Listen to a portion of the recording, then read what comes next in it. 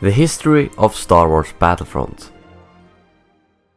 The Star Wars franchise has been a big part of many people's lives ever since it was introduced to the world in 1977 with the release of the first movie, A New Hope.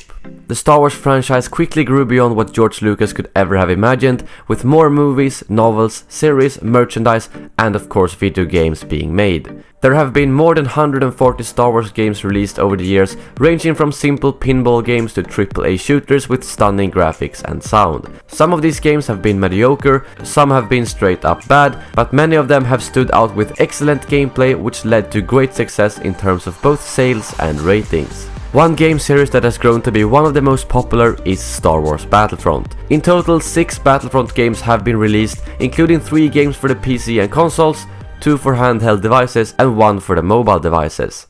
The first game, Star Wars Battlefront, started its development in 2002 and was developed by Pandemic Studios. The game released in 2004 alongside the release of the original trilogy DVD set. Releasing the game around a major movie release has become a tradition for major Battlefront titles. The trilogy DVD set actually contained a demo for Star Wars Battlefront with one level, the Battle of Endor. Star Wars Battlefront was a first and third person Star Wars shooter that placed you straight into the battles seen in all of the 5 movies that were available at the time of the release. These include planets such as Endor, Bespin, Geonosis, and even some new planets not seen in the movies, such as Ranvar. In the game you could choose from 2 eras, the Clone Wars or the Galactic Civil War, and each era had 2 sides. In the Clone Wars you could play as the droid army of the Confederacy of Independent Systems or the clone army of the Galactic Republic. In the Galactic Civil War you could fight either for the Rebel Alliance or as one of the many Stormtrooper variants in the Galactic Empire. Each faction had around 5 classes to choose from, which included snipers, pilots and standard troopers.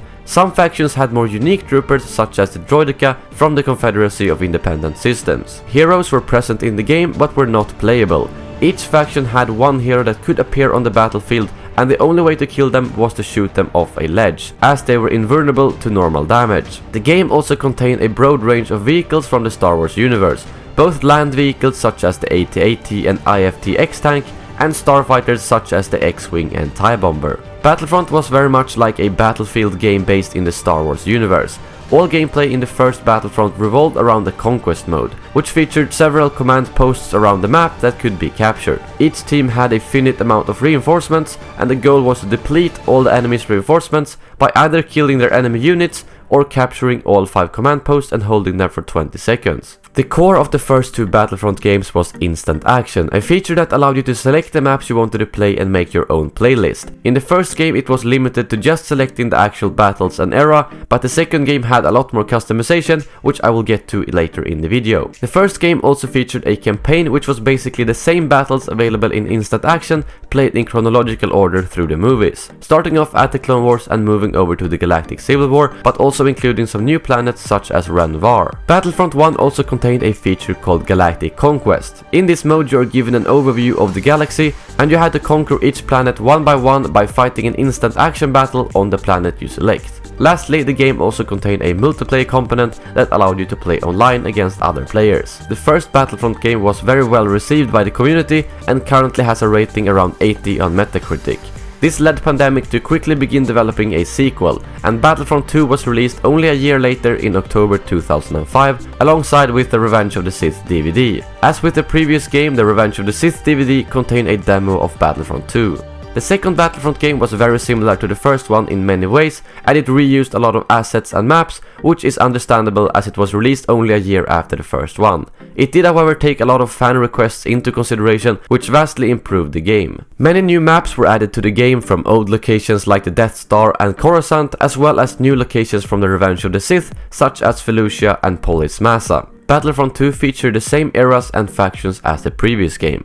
The class system was very similar as well, however each team now had 4 standard units and 2 additional units that were unique for each faction. One of the most popular and requested additions to the game was playable heroes. In Battlefront 2 you could play as more than 20 different heroes from all eras, including Palpatine, Anakin, Yoda, Jango Fett and many more. These heroes were available in the standard conquest mode, and the standard setting was that the first player to reach a specific score was awarded the chance to play as a hero specific for that map. After that, the person who killed the enemy hero would be able to play as their team's hero as soon as it was available. There was also a special game mode available only on Mos Eisley called Hero Assault, where two teams full of heroes faced off in an epic clash. The game mode allowed all heroes at once with no limit on how many of each hero were on the battlefield. This meant that at times you could see things like two Darth Mauls fighting a Leia. This game mode quickly became incredibly popular online among competitive players. Another huge addition to the game was space battles. In this mode, each team had a capital ship that you spawned in.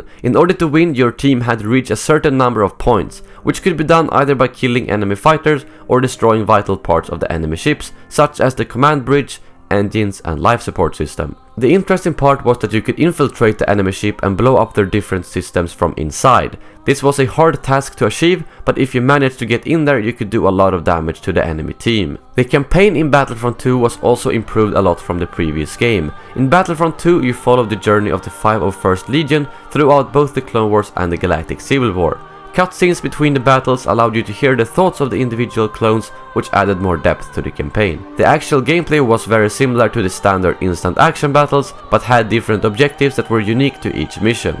Instant action itself was improved a lot over the first game, and now gave you the freedom to customize length of games, hero settings, player count, and a lot of other things. It also added a few more game modes such as Capture the Flag and Hunt, which featured animal species that lived on certain planets. The game obviously also had online multiplayer, and the improved instant action meant that you could make a lot more customized servers than in the previous game. Some people also modded the servers to create Hero Assault servers without force powers, or normal servers without specific weapons. This led to a quite hardcore and competitive part of the community that grew with the second game and still lives on today. Modding in general was a huge part of Battlefront 2, and hundreds if not thousands of mods were released to the game, ranging from epic new maps and heroes to bizarre and crazy creations. Even to this day, people create new mods for Battlefront 2, and there are already a handful of mods that add maps and characters from The Force Awakens to Battlefront 2. Battlefront 2 was also very well received by the community, with a rating similar to the first game at around 80 on Metacritic. After the successful release of the first two Battlefront games, everyone of course expected a third one to be released. 2 years after the second Battlefront game, in October 2007, a handheld game was instead released called Battlefront Renegade Squadron. This game was available only on the PlayStation Portable, which meant that it was simplified compared to the first games due to hardware limitations. It did however add a few new elements, including hero vehicles like the Millennium Falcon. It also featured completely customizable characters, where you chose the weapons yourself instead of using fixed classes. This game currently has a Metacritic rating of 73, a slightly lower rating than the first two games. After the release of Renegade Squadron, everyone was wondering what happened to Battlefront 3. No official word on a main Battlefront title had been heard for 3 years, and most people were starting to give up hope on a third Battlefront game. Suddenly, in June 2008, Kotaku allegedly received information from a former LucasArts employee that Star Wars Battlefront 3 was in development by Free Radical. In October the same year, Activision Blizzard filed a PG rating classification with the Office of Film and Literature Classification for Star Wars Battlefront 3 on the Nintendo DS,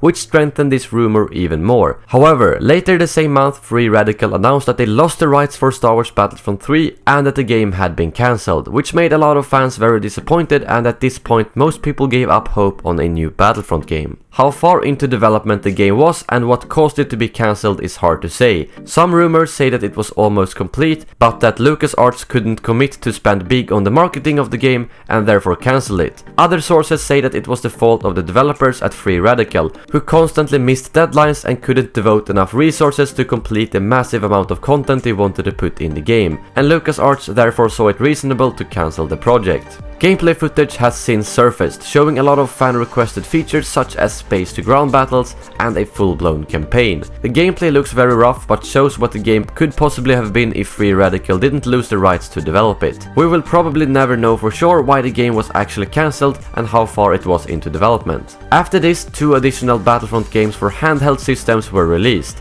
Battlefront Elite Squadron was released to the PlayStation Portable and Nintendo DS in 2008, and was very similar to Renegade Squadron. It wasn't as successful, and it currently has a rating of 63 on Metacritic. The thing that sticks out in this game is that it's the only one in the franchise so far to feature ground-to-space battles. It wasn't the best implementation, but it was a feature that had been heavily requested by the fans. In 2009, a rather mediocre mobile game called Battlefront Mobile Squadrons was released, which didn't receive much attention. After that, there was complete silence regarding Battlefront for many years, and everyone thought the franchise had died out. But in 2013, EA acquired a license to create Star Wars games, and shortly after that, at E3 2013, DICE released a short teaser trailer announcing that they will be rebooting the Battlefront franchise. DICE showed off a development trailer in 2014, showing off how they went out to the original locations of the movie and Skywalker Ranch to capture the environments and props as accurately as possible through their photogrammetry process. This trailer showed off the first glimpse of in-engine footage, which blew a lot of people's minds with how good it looked. A few of the old Pandemic employees who made the first Battlefront games actually worked on DICE Battlefront as well, including the community manager Matt Everett. In 2015, we got the full reveal of the game through a cinematic trailer at Star Wars Celebration and a gameplay reveal at E3. The same thoughts went through a lot of people's minds. It can't look this good when you play it yourself. The game went through both a closed alpha and open beta phase, where it received a lot of praise as well as criticism as people began to have concerns for the full release. In November 2015, the game was released, just before The Force Awakens hit theaters, continuing the tradition of releasing the game close to a major movie release. DICE Battlefront differs a lot from the old games in many ways, but also kept some of the key parts. First and foremost, the graphics of this game are greatly improved, at some points looking better than the actual movies. When it comes to gameplay, it has kept some of the core values from the old games, such as being able to switch from third to first person, playing as heroes and villains, and so on. Other things have gone through major changes, such as the customization system. Rather than using the class system of the original games, DICE Battlefront allows you to freely customize your character with star cards, blasters, and appearance. It also has a whole new progression system which the old games did not feature at all. The game also has a pickup system that is used to get heroes, vehicles, and power-ups, something that wasn't present in the old games. Other big differences from the old games are that DICE Battlefront is limited to the Galactic Civil War era and does not feature the Clone Wars, and instead of space battles it has Fighter Squadron, an aerial deathmatch game mode that takes place over the vistas of the planet's surfaces. DICE Battlefront focused on only 4 planets but had multiple maps per planet, with a total of 12 maps at launch. A free DLC featuring the planet Jakku was also released shortly after the full game, which brought the map count up to 14. The game did however contain a total of 10 game modes, which was a big jump from the old games and also brought in a lot of variety to the game. The flagship game mode called Walker Assault has been a fan favorite due to its large scale and unique mechanics compared to the standard game modes like Conquest. The game had a very mixed reception, but the one thing that everyone agreed on was the stunning graphical and audio fidelity of the game. It looks and sounds just like being inside a Star Wars movie, and I'm not sure how they could possibly improve on these graphics for future games. When it comes to gameplay, the reactions have been much more varied. Many of the dedicated fans of the old games that enjoyed online play were disappointed in the new customization system, the pickup system, lack of Clone Wars, and lack of depth compared to the old games. There were also complaints of lack of content in the game, as it didn't launch with a campaign, Clone Wars, or instant action from the old games. The only single player content available was the missions, which included modes where you could fight a friend or AI. Being such a hyped up game with an existing fanbase, it was inevitable that the game wouldn't fit everyone. It was aimed towards the more casual fanbase, which to be fair is the majority of people interested in Star Wars. As a result, some of the more hardcore fans and gamers were disappointed with the game. Even though it received mixed reviews, the game was a huge success and a lot of people, including myself, loved the game. The total sales count has gone over 14 million, making it the most successful Star Wars game to be released so far. The game currently has a Metacritic rating of 75, which EA has said that they are not happy with and will work towards improving for future releases. Since the release of the game, the map count has gone up from 12 to 17, with 5 new free maps being added to the game, along with some new weapons and star cards. On top of this, there is more free offline content coming to the game very soon. Many are hoping that it will be instant action, an addition that would definitely please a lot of people who missed that in the base game. DICE Battlefront is the first Battlefront game to be released with multiple editions, which included the Standard, Deluxe, and Ultimate editions. It is also the first Battlefront game to have a season pass for DLC content. However, this model is fairly standard for modern EA games. The first of 4 expansion packs was released in March, called the Outer Rim, which added the factories of Sullust and Jabba's Palace. The expansion was well received by the community, and the 2 new heroes, Greedo and Nine Nub, quickly became fan favorites, despite being criticized at first for being picked over heroes such as Chewbacca. A Bespin expansion pack is scheduled to be released in June this year, including the heroes Lando and Dengar. A Death Star DLC is coming this fall, followed by a currently unannounced DLC in early 2017. As for the future of the Battlefront franchise as a whole, it was inevitable that more Battlefront games would be released with the huge success of this one. A few weeks ago, EA's CFO confirmed that Battlefront will return next year. It seems like it will be based off the new movies, but that is still unconfirmed. We can also expect and hope to see improvements made from DICE's first game, just as the original Battlefront 2 made a lot of improvements from the first Battlefront game. And that brings the history of Star Wars Battlefront as of right now to an end. A franchise that launched more than 10 years ago and is now alive and thriving again. Do you have a specific memory of this franchise that you are particularly fond of? Make sure to let us know in the comments below. If you enjoyed the video, I would highly appreciate if you dropped a like and possibly share the video around, as a lot of work went into it. If you're new to the channel, feel free to subscribe for more Star Wars Battlefront content. Thank you very much for watching, and as always, may the Force be with you.